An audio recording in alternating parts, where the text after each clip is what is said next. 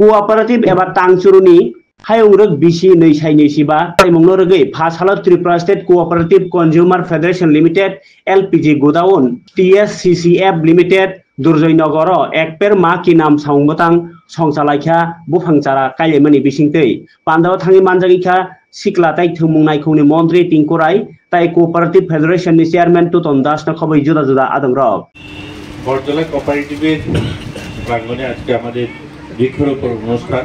এই অনুষ্ঠানে উপস্থিত রয়েছেন মাননীয় তুতন দাস মহোদয়, উপস্থিত রয়েছেন রতন ঘোষ মহোদয়, রয়েছেন সমীর ঘোষ মহোদয় সহ আমাদের কোঅপারেটিভ দপ্তরের আধিকারিকগণ রয়েছেন এবং ওনার বোর্ড মেম্বাররা এবং এখানকার সাধারণ নাগরিক যারা উপস্থিত হয়েছেন সকলকে শুভেচ্ছা জানিয়ে আজকে আমাদের এই বৃক্ষরোপণ অনুষ্ঠানে এক দুটা কথা বলে শেষ করব।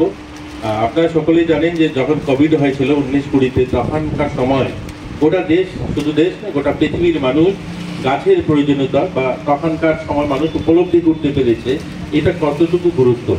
আমরা যদিও এই অনুষ্ঠানটা অনেক বছর ধরে করে আসছি, কিন্তু এই অনুষ্ঠানটার যে মাহাত্ম্য বা এই অনুষ্ঠানটা কতটুকু গুরুত্ব এই গাছ লাগানো বা গাছ বাঁচানো সেটা আমরা যদি একটু চর্চা না করি তাহলে বুঝবো না।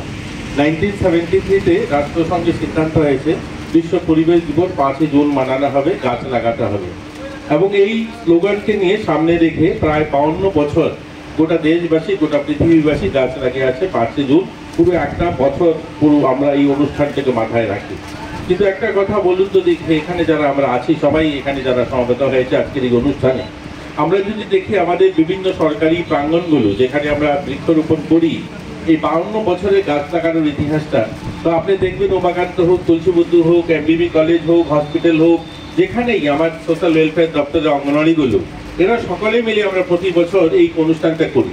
প্রত্যেক বছর যদি 5-7টা করে গাছ লাগিয়ে থাকি তাহলে কত শত গাছ হওয়ার কথা ছিল, জায়গা থাকার কথা ছিল না, জঙ্গল হয়ে যাওয়ার কথা ছিল।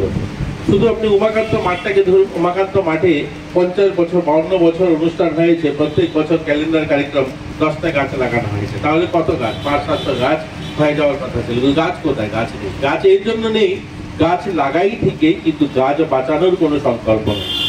এবার সংকল্প নিতে হবে, আমাদেরকে কোভিড শিখিয়েছে যে আমাদের সংকল্প নিতে হবে গাছ লাগানোর পাশাপাশি গাছ বাঁচানো।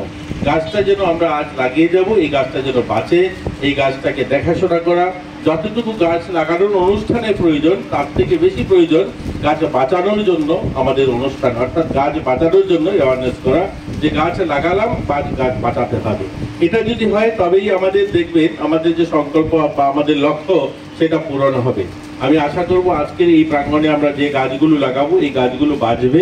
আগামী বছর আমরা গাছ লাগানোর অনুষ্ঠান চেয়েও আমরা লক্ষ্য করব এই গাছগুলো বাঁচলো কিনা, আর গাছগুলো বাঁচানোর জন্য যা যা দরকার তখন আমরা সেগুলো করব, তবেই আমাদের